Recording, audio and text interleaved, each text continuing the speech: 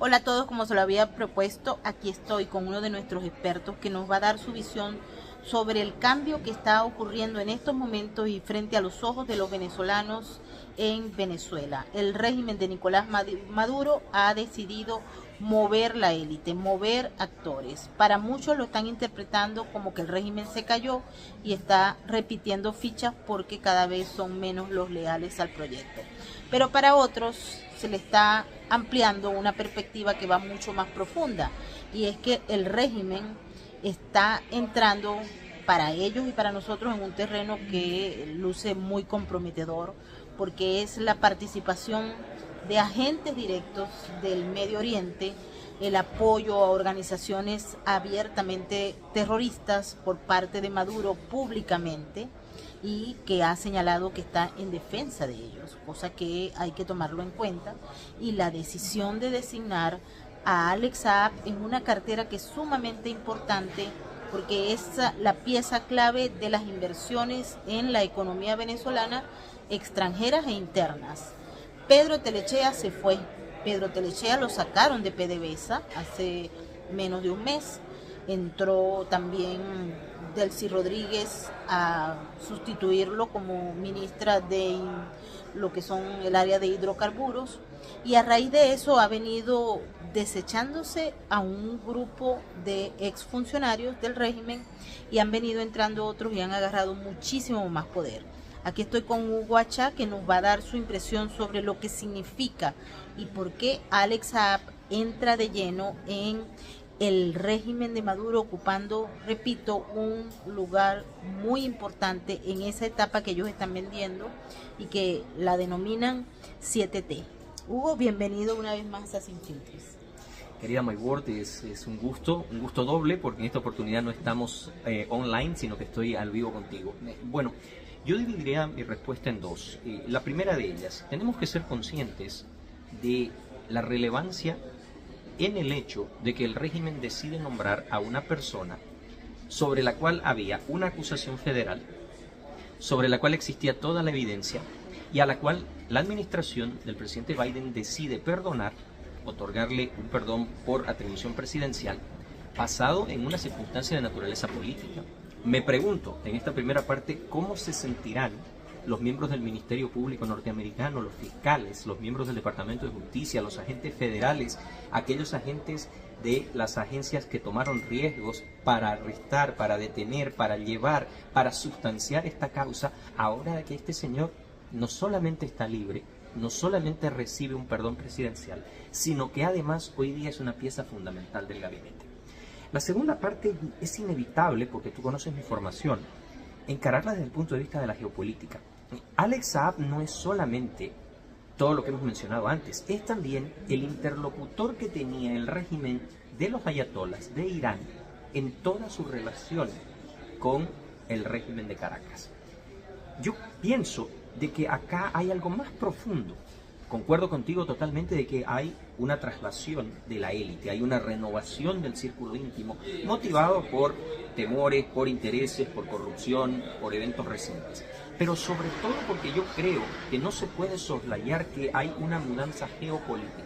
Y esto es gravísimo decirlo, y creo que le debe doler a todos los venezolanos, comenzando por ti mismo. Y es el abandono de Venezuela al concepto de Occidente y su integración a un conjunto de actores estatales y paraestatales que están ya abiertamente en guerra con Occidente. Y cuando te digo en guerra, no es desde el punto de vista del tremendismo, sino desde el punto de vista de las actividades. Porque tienes a la Federación Rusa en una guerra en Ucrania, a la inteligencia alemana diciendo que hasta 2030 esperan que haya un conflicto mayor en Europa entre Rusia y miembros de la OTAN, a donde China ya ha expresado abiertamente de que Occidente pone obstáculos para que la China llegue a sus objetivos estratégicos, donde Irán aspira a una posición geopolítica global y donde organizaciones como Hezbollah o Hamas demostraron, y está comprobado ya en trabajos académicos, en análisis, nombres como Douglas Farah, Emanuele Ottolenghi lo han comprobado en sus publicaciones, pero además la inteligencia británica y la norteamericana, reflejada en medios como The Guardian o The New York Times, te están diciendo que la hibridación entre estos estados y las organizaciones terroristas, Hamas, Hezbollah, y las organizaciones del crimen organizado ya conforman un frente estructurado y unificado. Te dicen ya que Irán utiliza organizaciones criminales en nuestro hemisferio para seguir neutralizar y eliminar oponentes. Te dicen que Rusia está prestes a desencadenar una ofensiva a nivel global utilizando sus agencias de inteligencia y las de sus aliados. Entonces creo que lo que estamos viendo en los estertores de este régimen que ya perdió cualquier tipo de aspiración a la legitimidad por el resultado de las elecciones, se consolida y se atrinchera. Y cuando te digo que se consolida, yo no lo veo en las vísperas del abandono del poder. Yo lo veo en el medio de una decisión geopolítica que, al sacar ya definitivamente a Occidente del concepto y la prioridad del Estado venezolano, está dispuesto a resistir cualquiera sea el costo para permanecer en el poder. Exactamente, ese es el tema, resistir para permanecer a cualquier costo en el poder. Te pregunto, Hugo, porque la decisión, por ejemplo, para nadie es un secreto que lo que está ocurriendo en Oriente Medio, la participación y operación del Estado de Israel para acabar con Hezbollah, con Hamas y con las mismas fuerzas iraníes, no dejan duda al debilitamiento de esas instituciones y de esas organizaciones terroristas. Lo que pasó en el Líbano, la eliminación concatenada de todas esas cabezas. Podríamos pensar que ante esta si quieres, debilitamiento y acoso por parte de Israel a estas fuerzas, y la apertura y el apoyo directo y abierto del régimen en materia comunicacional, porque Maduro y Diosdado Cabello y todo lo que son los componentes de las Fuerzas Armadas han hablado a favor de Hamas y de Hezbollah y de Irán, en defensa de Irán como el hermano mayor de ellos. Podríamos estar frente al movimiento de esas organizaciones que ya están en América Latina, pero que tengan un asentamiento más fuerte para fortalecerse, porque aquí estamos hablando de una guerra continuada, de una guerra infinita, donde podríamos estar hablando de unos espacios geográficos que se ocupan en función de lo que está pasando con Israel en el Medio Oriente. Bueno, yo no creo en las casualidades, tú sabes que yo soy una persona de fe. Hoy día yo hablaba con unos amigos en Israel que me hacían un análisis desde la perspectiva lógica de optimismo frente a la eliminación consecutiva de Hassan Nasrallah en el caso de Hezbollah y ahora de Yahya Sinwar. Primero, es indudable el éxito militar, táctico y operativo de las fuerzas de defensa israelíes. Es absolutamente innegable, desde la operación de inteligencia que primero negó la cadena de comando y control y de comunicación y después decapitó a las cabezas fundamentales de la organización. Un punto que no se debe soslayar. En este momento, los denominados supervisores de las dos organizaciones son oficiales de alto nivel de las fuerzas Quds. O sea que Irán pasa de una supuesta parcería a una supervisión directa, a una situación de comando efectivo. Pero hay algo que me preocupa y que no podemos soslayar. A esa situación que tú describes, con la que yo concuerdo plenamente, no puede acompañarla una complacencia estratégica, porque la estructura de ambas organizaciones en esta región no se ha debilitado. Por el contrario, con la acción del régimen venezolano se fortalece. Y al fortalecerse los circuitos del narcotráfico, por ejemplo, en la hidrovía Paraguay-Paraná, en la Triple Frontera, en el Istmo Centroamericano, con la participación del régimen de Nicaragua, no es casualidad de que horas antes de este anuncio, Nicaragua anuncie la ruptura de relaciones con Israel, designa a Israel como enemigo de la humanidad, buscando una especie de paraguas político, porque sabe que Israel ya tiene la información de inteligencia descrita en los estudios que hemos mencionado anteriormente, y de quien soporta y apoya estos circuitos ilegales que le dan a Hamas y a Hezbollah la logística financiera para desarrollar operaciones como la que sufrió el Estado de Israel el 7 de octubre del año pasado. Así que creo que es una reflexión válida el que, estando de acuerdo contigo, Israel no puede caer en la complacencia estratégica.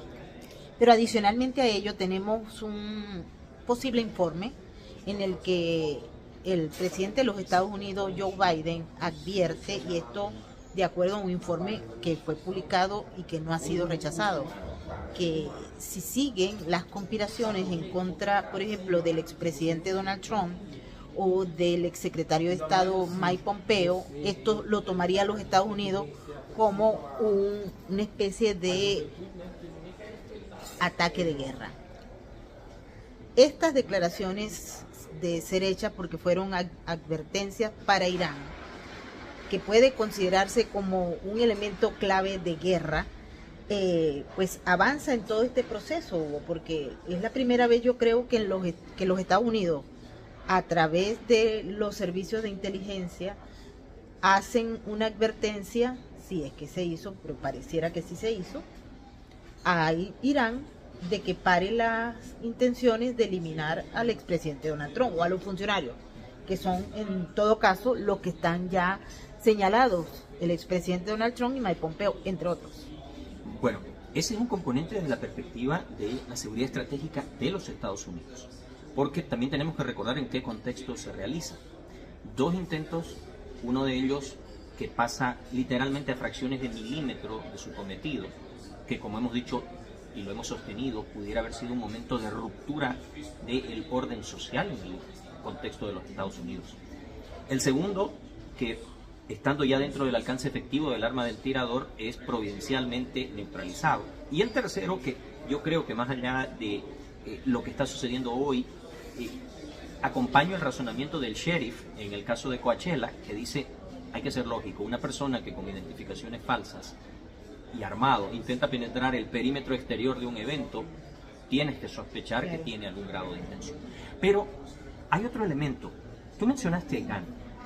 E Irán en este momento está a la expectativa de cuál va a ser la respuesta de Israel a los ataques que realizó en contra del territorio del Estado de Israel. Y yo pienso de que no podemos ignorar esto en función de siempre enfocarnos solo en un punto del escenario del conflicto. Yo creo que lo que sucede en Venezuela acompaña esta situación, que lo que sucede en Nicaragua acompaña esta situación, que lo que está sucediendo en México acompaña esta situación, que el tema de que Díaz-Canel esté insistiendo para ser incluido en los BRICS, de que hay la posibilidad de que en el próximo encuentro de los BRICS Venezuela tenga su admisión considerada, se integra en todo esto. Entonces, cuando hablamos de Irán, no podemos hablar solamente de Irán en función a la seguridad estratégica de los Estados Unidos, sino a cómo se mueve en un contexto global para seguir haciendo a sus proxies organizaciones capaces, y vuelvo a reiterar, que han sufrido derrotas, que han sufrido la degradación de sus capacidades militares, pero que no han sufrido ningún tipo de disrupción en sus cadenas de abastecimiento logístico y financiero. Y es muy importante destacar eso. Bueno, Hugo, nos vamos ahora porque tenemos un compromiso, pero vamos a volver con este análisis. Muchísimas gracias por estar una vez más con nosotros. My word, es siempre un placer. Y nos vemos por el canal. Recuerden que si les gusta nuestro contenido, regálenos un like y compartan estos videos en las redes sociales con amigos y familiares. Bye bye. Chao, chao.